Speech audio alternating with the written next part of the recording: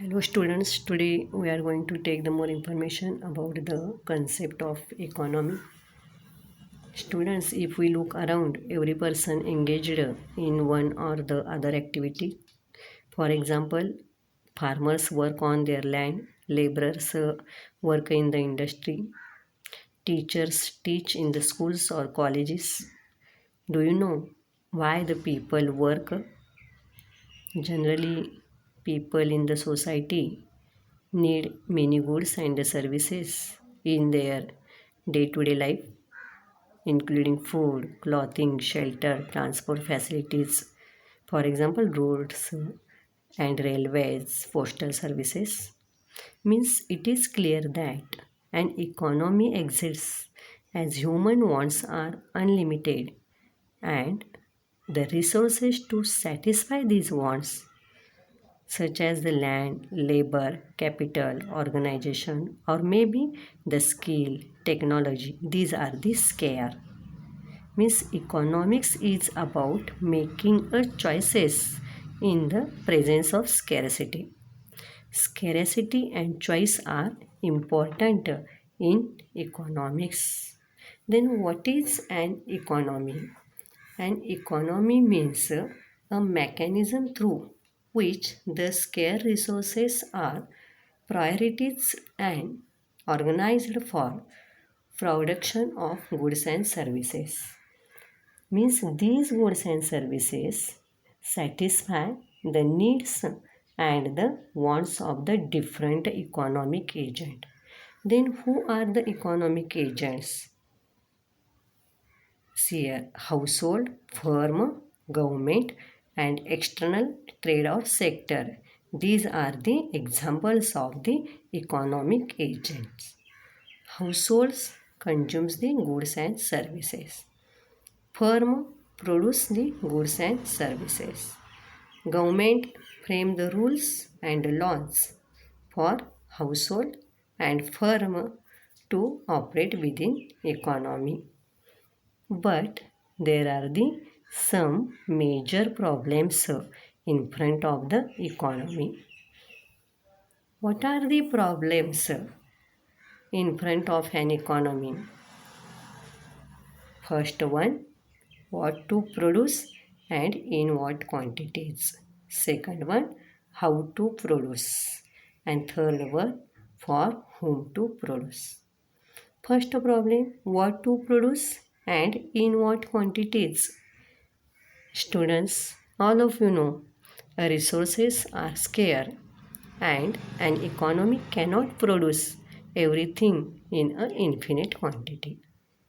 So, every society must decide about the production of various types of the goods and services. Means here, every society must decide whether it produce the more necessary goods or luxurious good, whether it produce the agricultural goods or the industrial goods, or to produce the defense services, or whether to use the more resources in education and health. So, what to produce and how much is to be produced is depend on the economic system of the country. Then second problem is how to produce. Here, how to produce, this problem is related to the choice between the techniques. There are the two techniques of the production. First one, labor intensive technique. Second one, capital intensive technique.